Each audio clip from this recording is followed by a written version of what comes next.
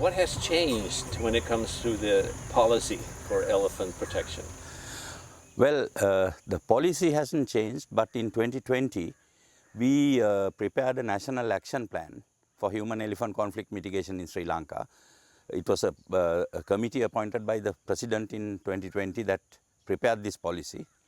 And then in 2022, the next president appointed a presidential committee to facilitate, oversee and monitor the implementation of the action plan.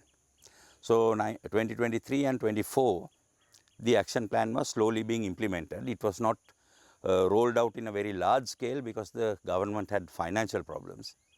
So with the limited finances, we started implementing this action plan. And that was the only new activity really that happened when it comes to human-elephant conflict mitigation in Sri Lanka in 23-24. But that resulted in the number of elephants dying reducing in 2024 compared to 2023. In 2023, we had about 488 elephants that were killed as a result of the conflict. In 2024, it dropped to 357. Even the human deaths were reduced by about 32 humans less being killed in 2024 when compared to 2023, which shows that the action plan actually was working, because that is the only new thing that was going on. And for the first time, there was a reduction.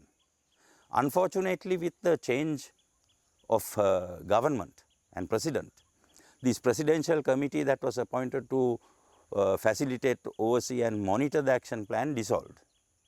And a committee like that is needed to coordinate between the different agencies and ministries, because a sector ministry can't do that. It has to be somebody above that. That's why the presidential secretariat or the presidential committee becomes very important.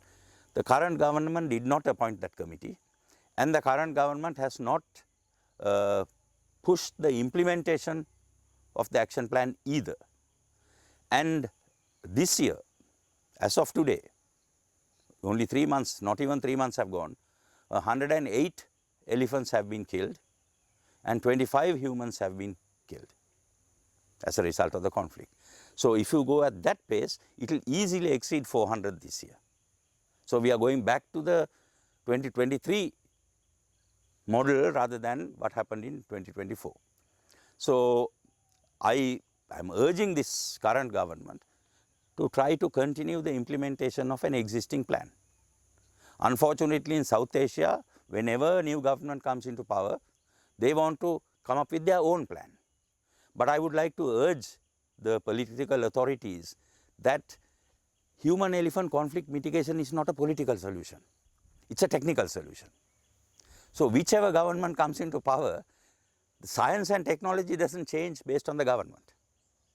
So continue with what has been tried, tested and works. Because every activity in the 2020 action plan has been pilot tested for at least 5 years and proved to be successful, or it is backed by a peer-reviewed journal scientific publication. So these are things that work.